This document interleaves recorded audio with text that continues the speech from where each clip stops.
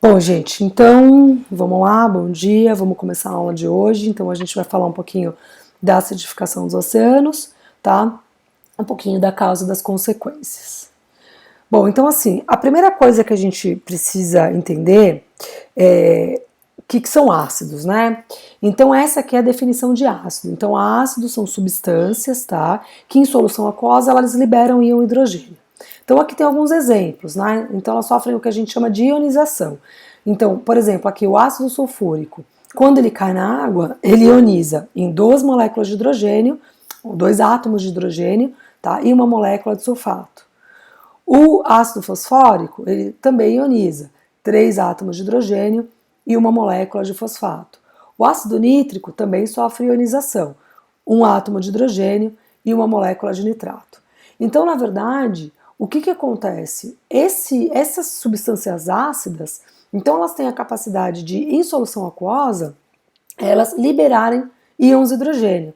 E esse íon hidrogênio, ele é o quê? Ele é o responsável pela medida do pH, tá? Então, a primeira coisa que vocês têm que ter na cabeça é o que é um ácido. Então, moléculas que em solução aquosa liberam íons hidrogênio. E como é que a gente mede esse íon hidrogênio? A gente mede através desse potencial hidrogeniônico, né? A gente coloca a medida de hidrogênio, ou seja, a concentração de íons hidrogênio, numa escala que a gente chama de escala de pH, tá? Bom, o que acontece, tá? A primeira coisa é, eu não sei se vocês já viram um pHmetro, tá? Se vocês tiveram essa oportunidade, mas um pHmetro, o que ele é? Ele basicamente, ele é nada mais nada menos do que um eletrodo, tá? Que a gente coloca numa solução aquosa, agita essa solução aquosa, e esse eletrodo ele é sensível a íons hidrogênio. Então, dependendo da quantidade de íons hidrogênio que tiver lá, ele vai dar um valor, certo? Que é o valor que está dentro dessa escala de pH aqui. Então, ele pode dar um valor de 0 a 14, tá?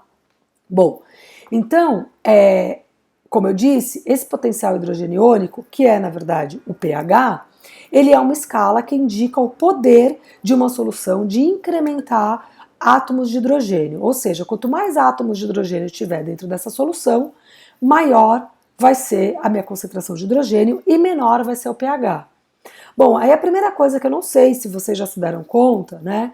Mas a escala de pH ela é inversamente proporcional à concentração de hidrogênio, né? Quanto mais hidrogênio eu tenho, mais ácida é a minha solução e menor é o meu pH.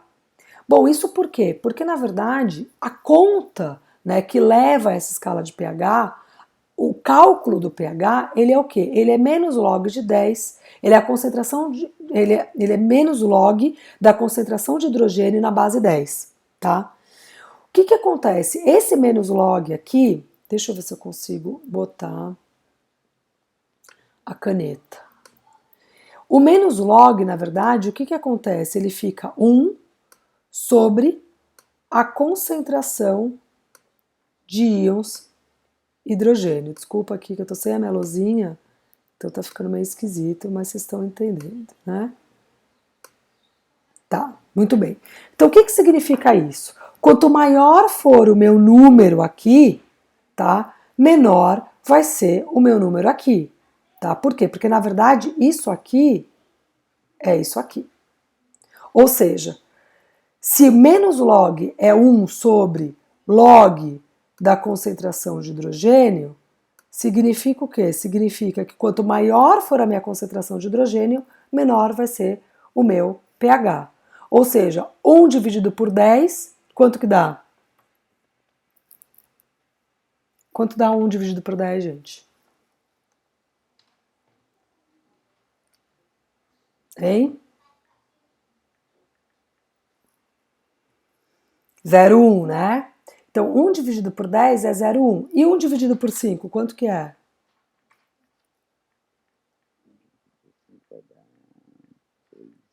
0,2.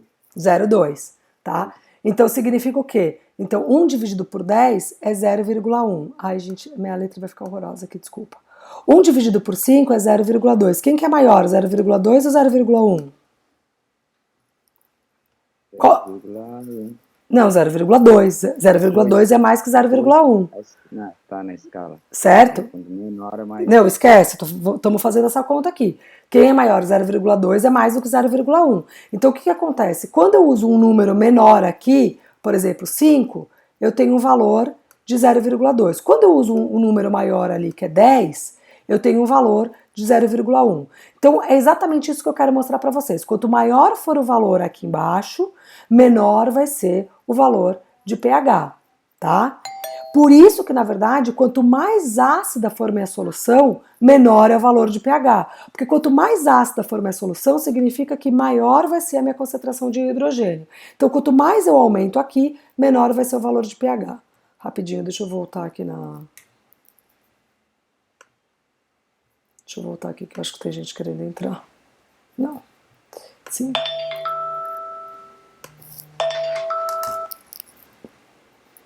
Vamos voltar ali para a aula aqui. Bom, então é isso que vocês têm que ter em mente. Então vocês têm que entender por que quanto mais ácido for a minha solução e mais hidrogênio eu tiver, menor é o valor de pH. Exatamente por conta dessa continha aqui, tá? E aí uma outra coisa que vocês vão verificar é o seguinte... o pH ele é dado numa escala logarítmica. Isso significa o quê? Isso significa que eu não tenho de 0 a 1, eu não tenho um aumento de uma vez. Eu tenho um aumento de 10 vezes. De 1 a 2, eu não tenho um aumento de 2 vezes. Eu tenho um aumento de 100 vezes. Então, na verdade, o que acontece? Quando a gente muda a escala do pH, ou quando a gente passa, né, de um ponto para outro ponto, eu não tenho um aumento pequeno, eu tenho um aumento enorme. Porque, na verdade, esse aumento ele é dado numa escala logarítmica. Tá? Então vocês têm que ter em mente isso. Só aumentou um ponto na escala do pH. Não, aumentou 10 vezes.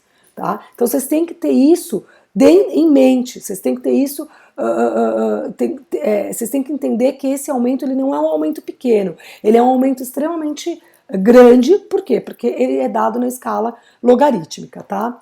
Bom, então entendido isso, a gente olha aqui a escala do pH e o que a gente vê? A gente vê que num pH neutro a gente tem o valor 7, tá? 7 é o pH neutro.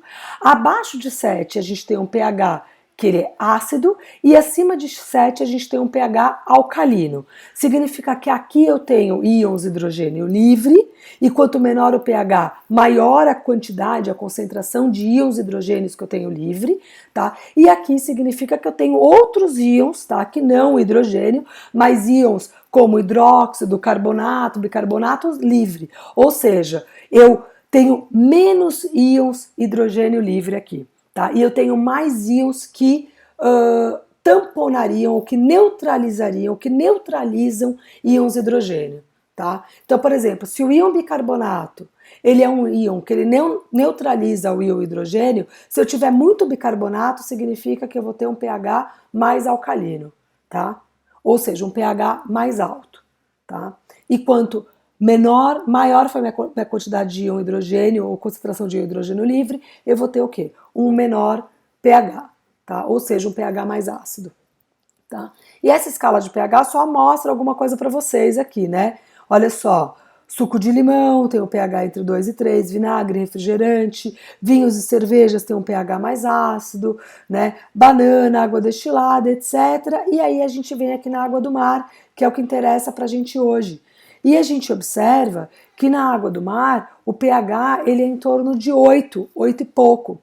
Então, aí já tem uma grande sacada, que é o quê? O pH da água do mar, ele não é um pH neutro, igual de uma água doce, por exemplo. Ele é um pH levemente básico. Ele é um pH não neutro, mas ele é um pH alcalino. Tá? E aí o processo de acidificação dos oceanos não significa que o oceano, você vai lá medir o pH do oceano, ele vai estar com pH 7, ou ele vai estar com pH 6, ou ele vai estar com pH 5. Não, ele não vai estar com pH ácido, ele vai estar com pH menos básico. Então o processo de acidificação dos oceanos é você incrementar aquele oceano com hidrogênio, que eu vou explicar de onde ele vem, tá? E aí você aumentando a quantidade, a concentração de hidrogênio naquela água do mar, o que acontece? Você vai diminuir o pH. Por que você vai diminuir o pH? Porque em vez de eu ter um monte de bicarbonato livre, esse bicarbonato ele vai ter que neutralizar esse hidrogênio livre. tá? Para quê? Para eu impedir que haja uma redução ainda maior do pH, tá? Então, quando a gente fala da acidificação dos oceanos, ele não tá ácido, tá? Ele tá o quê? Progressivamente menos alcalino, tá? Ele tá sofrendo um processo de incrementação de hidrogênio, que tá fazendo com que o pH dele caia, mas não significa que o pH dele é ácido, tá? Tem que ficar muito ligada nisso. Tá? E aqui só para ilustrar para vocês, né? Então a escala de pH ela é uma escala logarítmica, portanto o valor de pH a cada passo ele tem o quê? Ele tem um fator de 10 vezes, tá? Então se a solução for de pH 6 para 5, ela estará aumentando a acidez em 10 vezes, ou seja, ela terá 10 vezes mais hidrogênio do que ela tinha anteriormente, tá? Se ela aumentar em 2, 100 vezes. Se aumentar em 3, 1000 vezes. Se aumentar em 4, 10.000 vezes e assim por diante, tá? Bom, então o que acontece, né? Aqui, na verdade, eu trago um dado, se eu não me engano, isso aqui, ó, é do IPCC 2014, tá? Que saiu antes desse agora atual, tá? E aí coloco aqui para vocês, né, que a acidificação dos oceanos é o quê? Ele se tornar progressivamente menos básico, progressivamente menos alcalino dentro de uma escala de pH, tá? Então, geralmente a superfície dos oceanos ela tem um pH levemente alcalino, que é 8,1, e isso se dá à disponibilidade de íons carbonato e íons bicarbonato. Vocês vão ver que eles são muito importantes, tá? Porque eles são íons essenciais para que todos os organismos calcificadores, como corais, mexilhões, caranguejos, microcrustáceos, né? Eles consigam então construir a sua carapaça calcária, tá? Sem essa carapaça, a gente acaba não permitindo que eles se desenvolvam como eles devem se desenvolver, tá? Bom, então o que a gente tem aqui, né? Aqui eu tenho dois gráficos, tá? Vocês conseguem ver meu mouse, né? Acho que sim, espero que sim. Então a gente tem dois gráficos aqui. Deixa eu colocar no pointer que eu acho que fica melhor. Tá. Então o que tem esse gráfico aqui? O que ele mostra? Olha só. Ele mostra, tá? No eixo Y, a superfície, o pH superficial, tá? De vários oceanos, tá? Então, oceano Ártico, oceano que fica mais ao sul, tá? Na região mais tropical, tá? Então, ele mostra que toda o pH superficial oceânico, tá? E ele mostra ao longo dos anos o que aconteceu. Então, o que a gente consegue notar aqui? Independente da região, né, medida, onde esse pH superficial ela foi medida, a gente consegue observar que de 1900 a 2100 haverá uma queda considerável no pH oceânico, ou seja, em 2100 ele vai cair, ele era 8,2 em 1900 e ele vai chegar a 7,6, tá? Isso é uma queda muito acentuada no pH da superfície oceânica, da superfície dos mares, tá? Essa projeção, ela já não é mais assim, tá? Por quê? Porque saiu esse reporte e ele mostra uma outra projeção. Ele mostra uma projeção que se adiantou em 20 anos, tá? Então, só para vocês terem essa ideia, tá? Bom, eu vou pegar o reporte, eu vou colocar o reporte para vocês, tá? Mais atual, e vou mandar o link do IPCC. Bom, mas isso aqui não importa, tá? É ok que tenha um dado mais atual, muito recente, mas eu quero que vocês observem que isso é uma coisa medida, né? Não é assim, alguém inventou, alguém quis, alguém criou. Isso são medidas, são medições que são feitas em tempo real, tá? E esses dados, todas essas medidas, não é alguém que fica lá medindo, tá, gente? É uma boia que é espalhada por vários lugares, é como se fosse uma mini estação meteorológica que é espalhada por vários lugares, né? Fica medindo e fica passando essa informação para um computador central, né? Que computa tudo aquilo e trabalha esses dados. Claro que não tem medida de 2100, nós não chegamos lá. Claro que não tem medida de 2050, nós não chegamos lá. Então o que acontece? Eu tenho várias medidas em tempo real, tá? A partir de um certo período de tempo e eu consigo aí modelar matematicamente, projetar isso para o futuro, de acordo com o que vem acontecendo no passado, né? Então, mas vocês veem que nesse último IPCC ele mostrou o quê? Um erro na projeção, né? Inclusive um erro que indica que a situação é muito pior do que achava-se que era, né? Então é como eu disse para vocês, aquilo que era previsto para 2040 está acontecendo em 2020, tá? Ou aconteceu em 2020. Então existe essas questões. Só que assim a gente precisa a gente precisa obter esses dados em tempo real, né? E concentrar isso. O IPCC faz isso através de várias agências, tá? Para que a gente consiga fazer uma previsão e fazer o quê? E tomar medidas. Né? Porque o que acontece? Todas essas informações elas servem para a gente desenhar as políticas públicas. E aí vou até fazer uma analogia, né? A questão do IBGE no Brasil, né? Ah, faz o censo ano que vem. A gente precisa de informações reais de como estão as situações para que a gente consiga fazer um mapa, um filme do que passou e projetar o que vem aí. E a gente só consegue desenvolver as políticas públicas de forma adequada se a gente souber o que vai vir no futuro. Só que a gente só sabe o que vai vir no futuro através de um filminho, né, do passado até o presente. Então, por isso que é muito importante. Então, assim, de acordo com esse último reporte do IPCC, o que está acontecendo? Está havendo um movimento mundial que vai se concretizar, tá? Para que haja uma redução na emissão de gás carbônico. Por quê? Porque já é predito que muitas espécies, por exemplo, vão desaparecer, vão ser dizimadas, tá?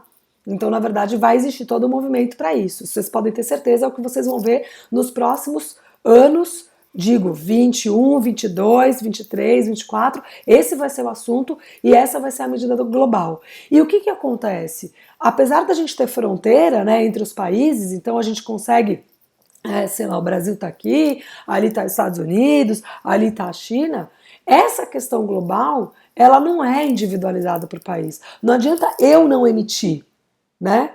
O que tem que ser? Tem que ser uma ação, na verdade, global. Tanto é que quando a gente olha esse mapa aqui, que aqui, na verdade, ele já também é um mapa de pH, a gente vê que não tem, olha, que está nesse país, nesse outro, nesse continente, nessa região. Não, o mapa ele é global, tá? A gente divide oceanos com outros continentes, entendeu? Então é uma questão bem global, tá? E aqui mostra, inclusive, por exemplo, a região polar, que é uma região não habitada, né, sofrendo as maiores mudanças superficiais no pH da água. Quer dizer, para vocês terem uma ideia, não é um problema do Brasil, dos Estados Unidos, né, ou da China. O problema é de todos, porque lá no Ártico, onde não tem ninguém vivendo, tem uma queda, é o lugar que está tendo maior queda do pH superficial. E a gente tem que pensar numa outra coisa, tá? Que é muito importante, que é, na verdade, os organismos dos mares, eles são organismos muito pouco tolerantes a alterações, tanto de temperatura quanto de pH. Então, como eles são muito especializados a viver naquele ambiente onde a alteração de temperatura e pH ela é mínima, quando essa alteração de temperatura e pH ocorre, eles sofrem muito, porque eles não estão ali preparados para isso, entendeu? E esse sofrimento ele pode sim levar à morte e, enfim, dizimar espécies, etc. Peraí que tem gente entrando na aula.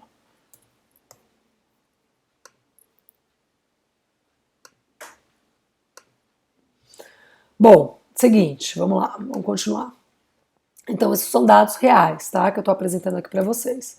Bom, o principal causador da acidificação dos oceanos é o mesmo que causa o aquecimento global, é o aumento, a emissão desenfreada de gás carbônico através do quê? Da queima de combustíveis fósseis, né? E aquilo que eu até comentei com vocês, o Brasil está bem na contramão, né? Porque está queimando floresta, né? A Amazônia tem uma previsão que diz que ela passou de ser grande absorvedora, né, de CO2, ela passou a ser emissora de CO2, né, para vocês terem uma noção. Então, as queimadas descontroladas, alimentadas, né, e a queima de combustível fóssil, né? Aí, Brasil de novo na contramão. Apesar do Brasil ter a maior parte da energia sendo gerada por energia limpa, né, que é a hidrelétrica, a gente está ativando nesse momento termoelétrica, porque a gente está com uma crise hídrica, que é a falta de água para poder gerar energia elétrica na hidrelétrica. E isso está acontecendo justamente porque a gente está com problema no aumento de CO2 no ambiente, que está mudando toda a temperatura, né, do planeta, né? E que acaba levando a esse tipo de situação, tá? Aqui só para mostrar para vocês o ciclo do carbono, né, na verdade, porque o CO2, na verdade, ele é uma forma de carbono inorgânico, tá? Então, só para mostrar aqui o ciclo do carbono para vocês, né, que a gente consegue observar. Então, a gente tem a queima, né, lançando dióxido de carbono na atmosfera, né, emissões urbanas, então isso dentro podem ser termoelétricas ou dentro de indústrias, né, enfim, então carros, né, então a gente tem tanto emissões naturais, né, como a questão por exemplo, ação vulcânica. A gente tem a questão das queimadas, que elas também são naturais, tá? Existe uma época do ano onde a gente tem queimada, tá? Depois a gente tem a questão da emissão antrópica, tá? Levando que a um aumento, né, a uma incorporação desse gás carbônico na atmosfera, tá? Bom, e a gente tem, além disso, os processos respiratórios, que obviamente computam irrisório, né, muito pouco, perto das emissões de queima de combustível fóssil, né, e a gente também tem a troca de carbono entre os oceanos e a atmosfera, tá? Eu vou focar um pouquinho aqui, tá? Mas a maneira que a gente tem de retirar esse gás carbônico da atmosfera é através de processos, tá? Como processos de fotossíntese, tá? E a fotossíntese, na verdade, ele é o principal processo que consome esse gás carbônico atmosférico, tá? Bom, e o que a gente tem mais? A gente tem, na verdade, essa questão da troca de gás entre ar e oceano. Por quê? Porque, na verdade, existe uma quantidade de gás carbônico na atmosfera e existe uma quantidade de carbono inorgânico no oceano. Tá? A quantidade de gás carbônico na forma gasosa, né, solubilizada no oceano, ela é muito baixa, né? O gás carbônico, na verdade, quando ele entra para o oceano, ele sofre uma reação, tá? E ele, na verdade, acaba ocorrendo na forma de carbonato e bicarbonato. Mas essa reação, ela vai depender muito do quê? Das quantidades que eu vou ter de produto. Então, depende de quanto gás carbônico eu vou ter muito carbono na forma de CO2 ou bicarbonato, e isso tem uma relação direta com a questão da concentração de hidrogênio livre. Mas o que eu quero dizer para vocês é que nessa situação aqui, eu vou ter uma troca, né, uma troca química entre o gás carbônico que está na atmosfera e o que está na água, né? E isso vai depender da concentração. Então significa o quê? Significa que se eu tiver muito gás carbônico na atmosfera, eu vou automaticamente aumentar a quantidade de gás carbônico que vai ser incorporado pelos oceanos. Então isso é um balanço, né? Um balanço químico, tá? Se eu tiver menos gás carbônico na atmosfera, ou seja, se eu tirar o gás carbônico na atmosfera, eu vou ter perda, né, ou liberação de gás carbônico do oceano para a atmosfera. Não significa que a quantidade de gás carbônico na atmosfera e a quantidade de gás carbônico que eu tenho no oceano é a mesma, né? Não é a mesma, mas existe um equilíbrio, tá? Esse equilíbrio significa o quê? Que eu mantenho as concentrações na atmosfera como ela é e no oceano como ele é. Se eu aumentar de um lado, eu aumento do outro. Se eu diminuir de um lado, eu diminuo do outro. Então existe esse equilíbrio. O valor não é o mesmo, mas eles estão em contato direto, então existe essa questão de haver o equilíbrio, né? O que acontece com a alteração num leva a alteração no outro, tá?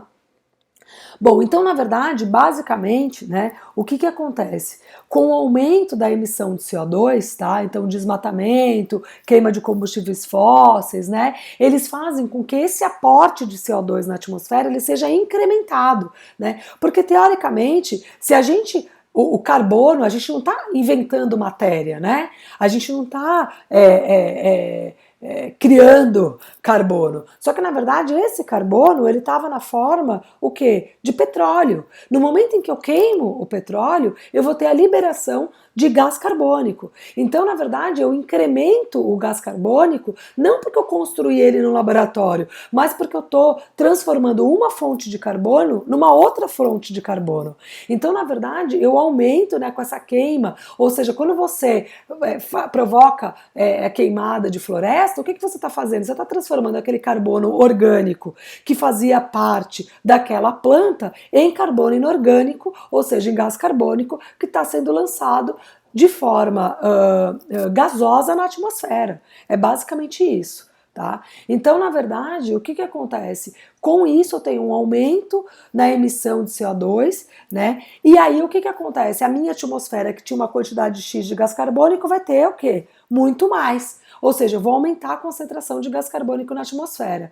Bom, se eu digo que a atmosfera e o oceano eles estão em equilíbrio, então, na verdade, o que acontece? Esse CO2, aumentando o CO2 na atmosfera, eu vou automaticamente aumentar o CO2 nos oceanos, tá?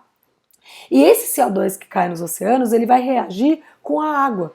E reagindo com a água, ele vai formar a molécula de ácido carbônico, tá? Eu já falei para vocês que um ácido, ele é uma substância, né, uma molécula, que ele se ioniza liberando o quê? Liberando íons de hidrogênio. Então o ácido carbônico, apesar de ser um ácido fraco, tá, e dele ser super instável, ele ainda é um ácido. Ou seja, no momento em que eu tenho a formação de ácido carbônico, eu vou ter a liberação de íons de hidrogênio. Então, na verdade, o CO2 reage com a água, formando ácido carbônico. Eu vou já explicar para vocês um pouquinho melhor isso, tá? Agora, o mesmo CO2 que então gera esse ácido carbônico que vai provocar a acidificação dos oceanos, é o CO2 que então gera aquela camada, né, de gás aqui em cima, tá? E que impede a dissipação do calor. Então, o calor, ele entra, mas ele não dissipa. Então, eu tenho o quê? Ele concentrado aqui. Então, o acúmulo de CO2 aumenta o quê? Aumenta o tal do efeito estufa. O efeito estufa, a gente lembra que ele é natural, tá? E ele tem que ser assim, senão a gente, na verdade, seria tudo frio aqui, né? Só que o que o CO2 faz? Ele exagera esse efeito estufa, né? Então ele faz o quê? Forma essa camada aqui, ele ajuda a compor uma camada mais grossa, aqui uma camada, né, gasosa ali mais grossa, tá? Que impede a dissipação do calor. Então, ao mesmo tempo em que eu tenho uma queda do pH em função da alta concentração do CO2, eu tenho um aumento, ó, eventos de temperatura ao longo de todo o globo terrestre em função dessa camada, né, gasosa que impede a dissipação do calor, tá? Ou seja, aumenta o efeito estufa, aumenta a temperatura global. Então, o que eu quero colocar para vocês é que a queda, tá, no pH oceânico ou do pH da água ocorre junto com o aumento da temperatura, porque a causa é a mesma, que é o excesso na emissão de CO2, tá? Ah, Camila, mas e a água doce? A água doce também não absorve? A água doce também está em contato com a atmosfera? Sim, está. Só que se a gente for olhar o planeta, a gente tem um corpo de água salgada infinitamente maior, né, ou muito maior do que de água doce, né? O oceano ele representa um percentual de água na Terra muito maior do que a água doce. Então, ele acaba absorvendo muito mais CO2, tá? Pela própria superfície de contato que ele tem com a atmosfera, que é muito maior do que da água doce, tá bem? Fora isso, eu tenho a questão do pH marinho ele ser levemente alcalino. Enquanto o pH da água doce, né, ele fica ali em torno de 7, 7 e pouco, né, o pH oceânico ele fica em torno de 8, 8,1, tá? Então ele ainda tem essa questão de ser levemente alcalino. Bom, aqui mostrando para vocês, tá, a geração, tá, de toneladas, tá, são milhões de toneladas de CO2, tá, gerados, são 36.183 milhões de toneladas de CO2 gerados todos os anos, tá, ou por ano. Isso, por ano não, isso foi a média medida em 2016, tá? E a gente tem os países, né? Aqui, quanto maior a bolinha, maior a emissão de gás carbônico, né? Então a China, muito bem representado, Estados Unidos, né? Canadá, Brasil, México, né? Então aqui concentrado na Europa. Então a gente tem, na verdade, Rússia. Então, na verdade, a gente tem qual é a contribuição de geração de CO2, né? Qual é a contribuição de cada país para esse valor aqui de emissão de CO2, tá? Esse registro de 2016, tá?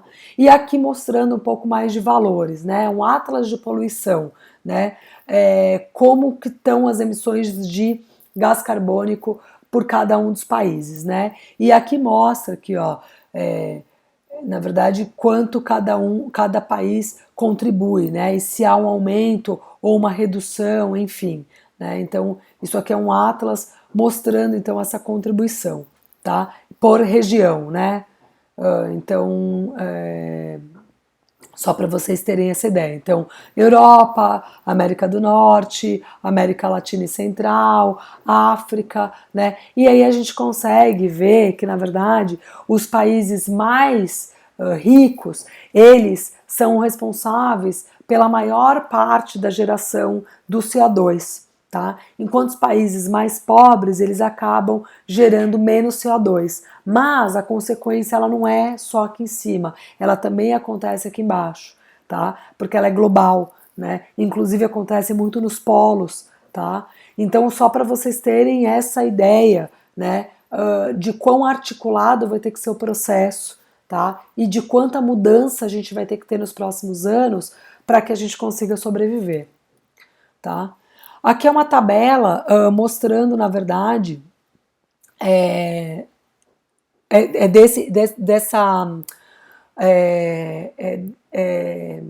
da Secretaria de Geração de Energia Elétrica do Brasil, tá? É um outro reporte aqui, isso brasileiro, tá? E aí ele mostrou, na verdade, o que ele mostra? Ele mostra a emissão de gás carbônico por cada um dos diferentes processos, né? E a gente vê que, na verdade, o que tem muito, tá? É a questão da mudança do uso da terra, tá? Que aumentou, e um aumento aqui, ó, na agropecuária, né? A energia teve um aumento, mas não foi tão grande, né? Então, na verdade, essas no Brasil, tá? Se o de 2018 a gente não tem atual, tá? Mas no Brasil, essas são as fontes, né? As principais fontes emissoras, né? De gás carbônico, tá? Então, quem são as atividades responsáveis por essa emissão, tá? Aqui, por exemplo, se a gente pega 2019, 2020, essa parte de mudança do uso da terra e florestas, que é onde a gente tem as queimadas, ela vai lá para cima, tá? Então, esse verde aumentaria bastante, tá? E depois, se a gente pegar ainda de setembro, outubro, novembro em diante, vocês vão ver que essa de energia aqui também vai aumentar, porque a gente está ativando uma série de termoelétricas por conta da crise hídrica. Ou seja, esse panorama que a gente está olhando aqui, ele só vai piorar, tá? Ele não tem nenhuma chance de melhorar agora nos próximos, nesse ano, ano que vem, o ano seguinte, né? Desde 2009, nenhuma melhora nesse panorama, só piora, tá? Aumentando a emissão e aumentando a contribuição, né? Principalmente no processo energético e no processo de mudança de uso da terra, tá?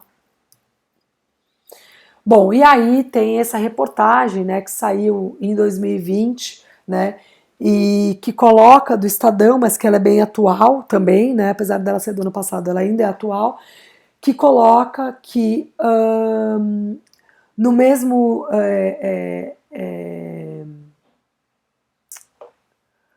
no mesmo mês, o Estadão publicou a matéria de Giovana Giardi com o título acima: Ao contrário do resto do mundo, as emissões de gases estufa no Brasil devem crescer em 2020. Então ela explica, né, que o sistema de estimativas... Ah, é isso aqui.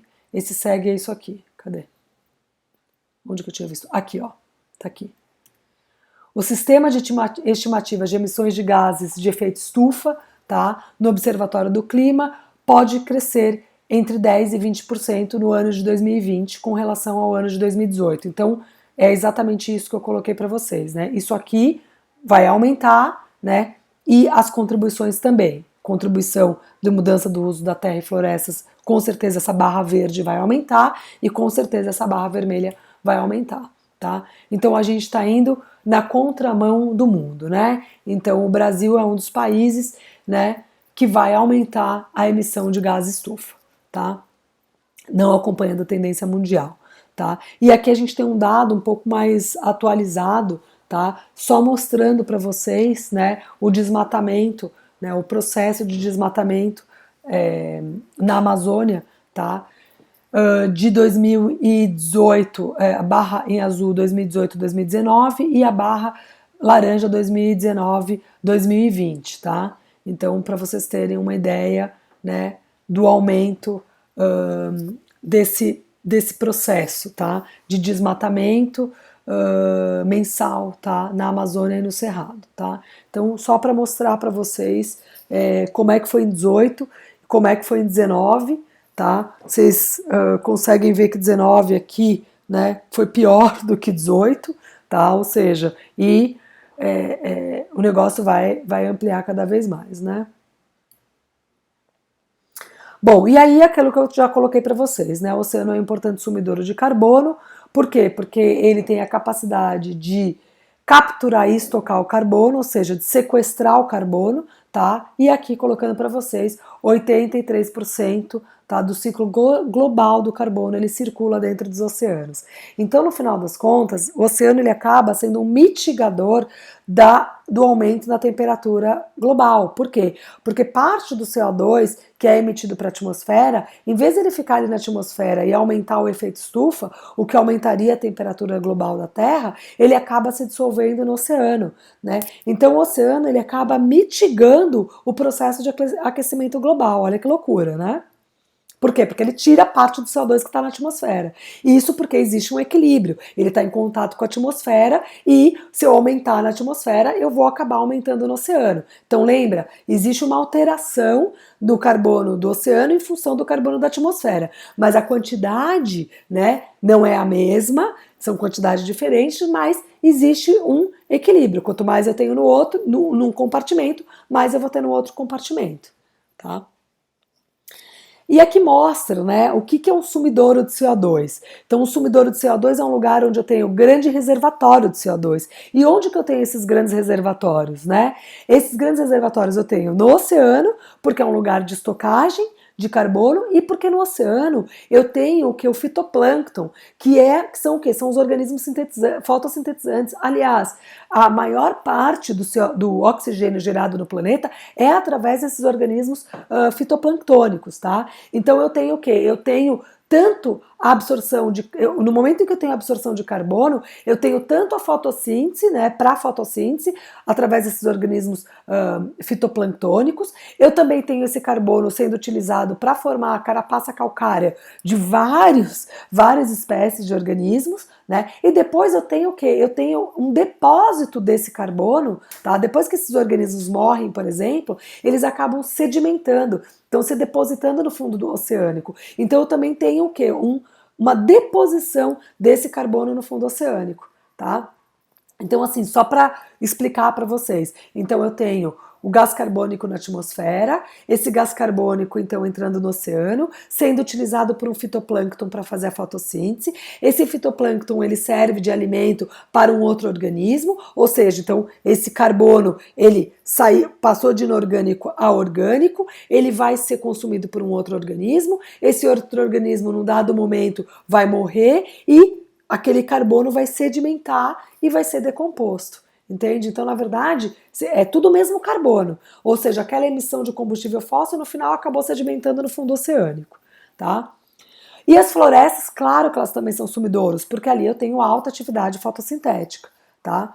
E aí que colocando que o oceano ele absorve 30% do CO2 da atmosfera, tá? E uma coisa muito importante, o CO2 ele é altamente solúvel em água. Então, essa alta solubilidade do CO2 em água faz com que o oceano realmente absorva muito CO2, tá? Então, isso conta muito para isso, tá? Então, aqui só para mostrar para vocês, tá? A concentração de CO2, tá? Em partes por milhão na era pré-industrial, tá? E a concentração de CO2 em 2009. E o que a gente tem aqui? A gente tem, então, a cinza, a barrinha cinza pré-industrial, tá? A barrinha vermelha em 2009, né? A barrinha preta foi o incremento, tá, de emissões humanas desde 1750, tá? A barrinha azul é aquilo de tudo que foi emitido, aquilo que foi absorvido pelo oceano, e a barrinha verde é aquilo que foi absorvido pelas florestas. E aí eu tenho esse saldo aqui positivo, né, entre o que eu tinha antes e o que eu tenho agora. Ou seja, as florestas dos oceanos, apesar de serem os sinks, né, que são os sumidouros, né, de carbono, né, elas acabam não dando conta de absorver, né, todo o carbono que foi emitido. Então, ainda assim, eu tenho um incremento na concentração de gás carbônico. Tá bem? A mesma coisa, só mostrando a mesma coisa para vocês. Olha só, isso aqui é a emissão global de gás carbônico através da queima de combustível fóssil, né? Isso aqui é uma média entre 1960, isso aqui é o que aconteceu em 2018. Ou seja, houve um incremento na emissão de gás carbônico, tá? E aqui, na verdade, é o que? É a absorção do gás carbônico pelo oceano e pelas florestas, né? Então vocês veem que conforme eu vou aumentando a quantidade de gás carbônico, a minha emissão de gás carbônico, eu também vou aumentando a absorção desse CO2 pelos oceanos e pelas florestas. Mas vejam bem, tá? Isso aqui é a fonte disso aqui é 2019, tá? Mas vejam bem, ainda assim sobra, não dá conta de absorver tudo que foi emitido, tá? E isso tem as consequências que a gente está observando agora, tá? Então, só mostrando para vocês, né? A gente está trabalhando nessa, né? A aula de hoje está focada nessa interface, tá? Atmosfera-oceano, tá? Bom, e aí eu vou explicar duas coisas bem importantes para vocês, tá? Eu vou primeiro explicar uma parte que é a bomba física, tá?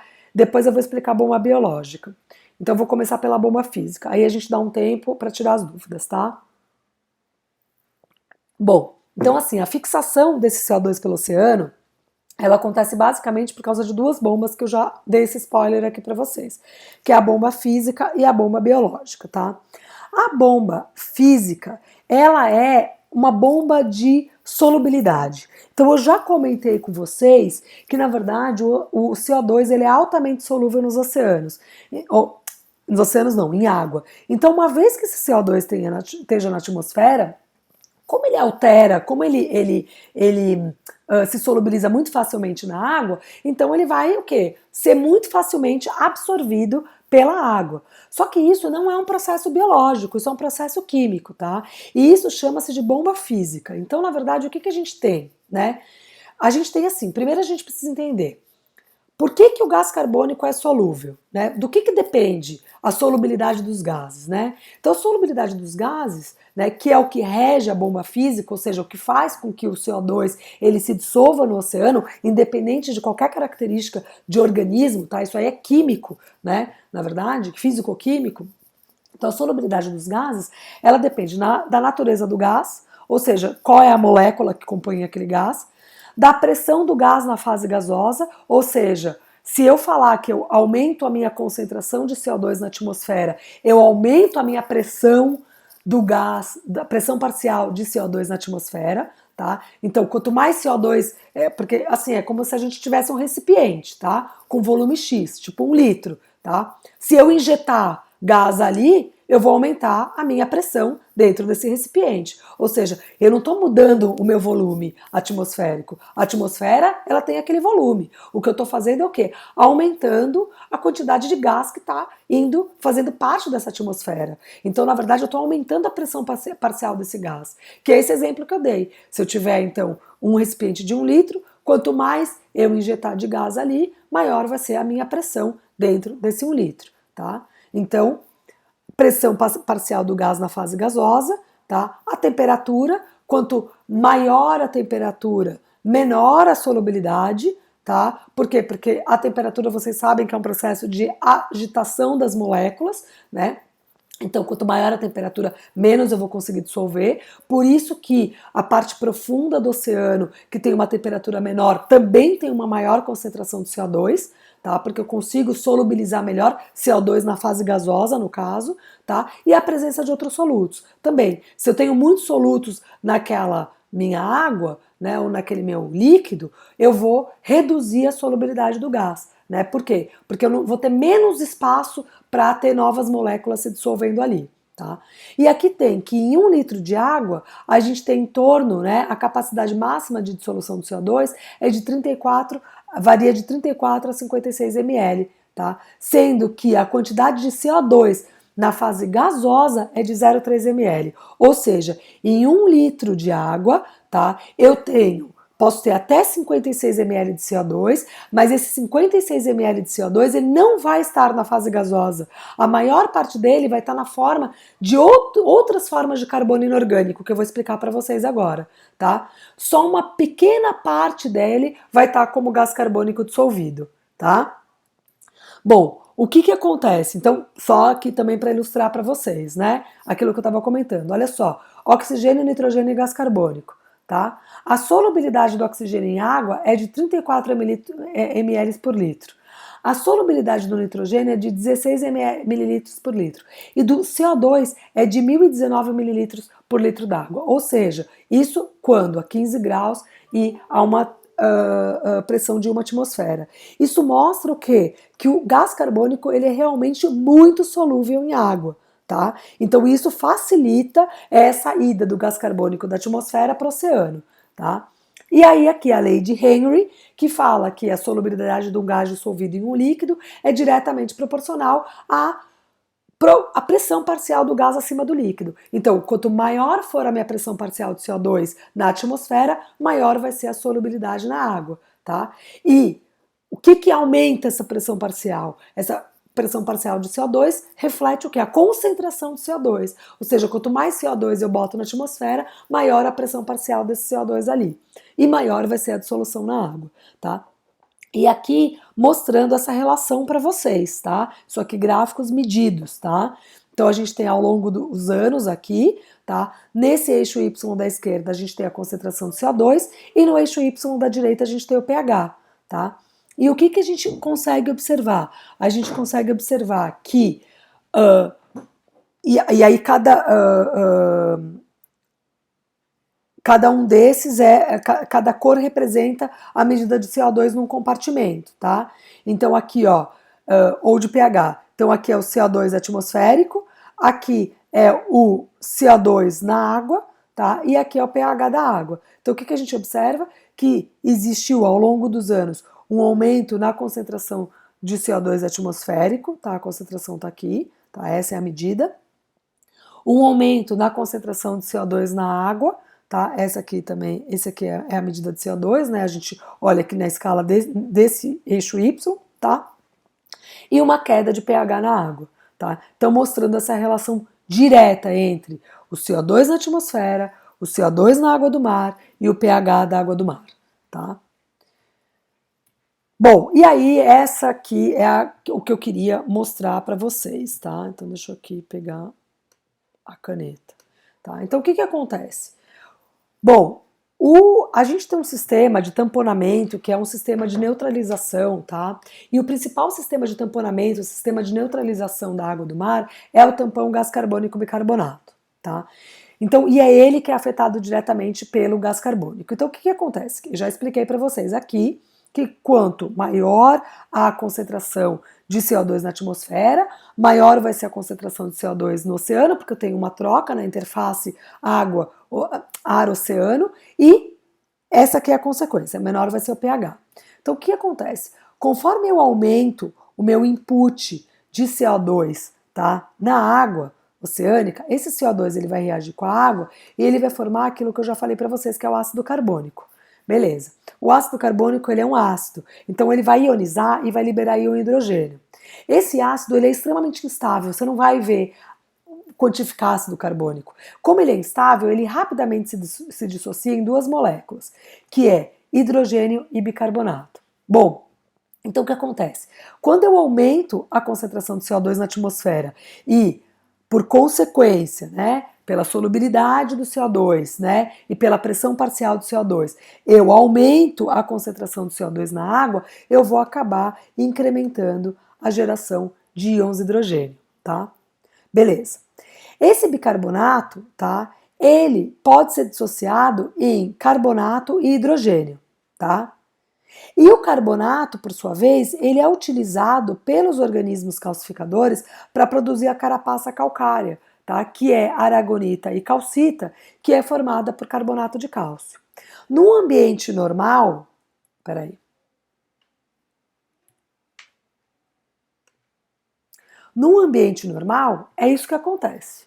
É assim que a gente obtém o carbonato, o bicarbonato, né? E o carbonato de cálcio, tá? Então, a água reage com o CO2, que é o CO2 que entrou na água através da atmosfera, né? Formando o ácido carbônico. O ácido carbônico se dissocia em carbonato e hidrogênio, e o carbonato se dissocia em bicarbonato e hidrogênio. Bicarbonato e hidrogênio, e o bicarbonato se dissocia em carbonato e hidrogênio. E o carbonato livre, ele é utilizado para formar a carapaça calcária. Num ambiente normal, sem excesso de CO2, essa reação ocorre normalmente, e aí o que eu tenho? Eu tenho uma coisa que a gente chama de saturação, né? Ou seja, eu tenho muito carbonato disponível. Por quê? Porque o meu pH, lembra, ele é em torno de 8,1, tá? Desculpa aqui tô tentando escrever com o mouse e fica bem difícil, tá? Então ele é o pH 8,1. Então, na verdade, ele vai favorecer, eu vou ter uma saturação, ele vai favorecer essa equação aqui. E eu vou ter uma saturação de carbonato. Legal, bacana. Eu tenho carbonato saturado, ou seja, em quantidade mais que suficiente para todos os meus organismos construírem as suas carapaças e serem felizes. O que acontece? Quando eu aumento demais o CO2 na atmosfera, eu vou, por consequência, aumentar demais o CO2 na água. Com isso, eu vou ter um aumento bastante grande de íons hidrogênio.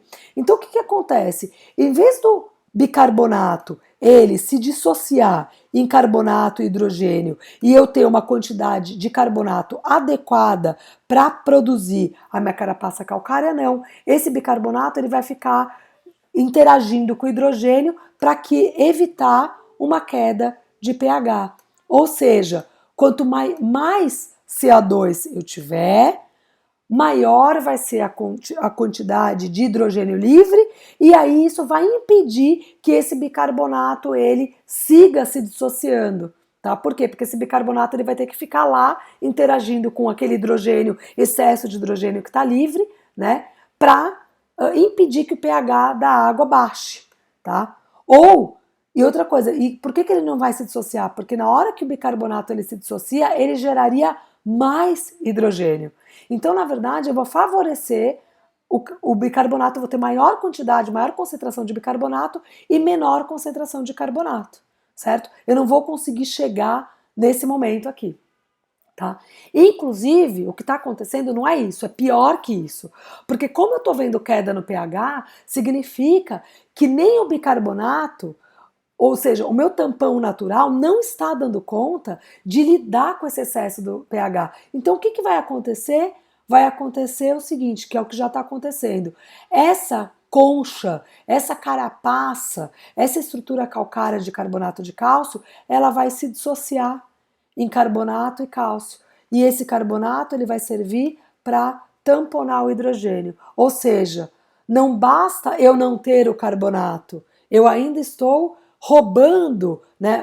Quer dizer, o CO2, o excesso de CO2 ainda está roubando o carbonato, né? Desses organismos calcificadores, para quê? Para que haja o tamponamento. Só que isso não é pensado, isso não é biológico, né? Isso é físico-químico. Isso vai acontecer, tá? Eu já disse para vocês na aula passada, é uma ciência exata, não é uma ciência biológica, tá?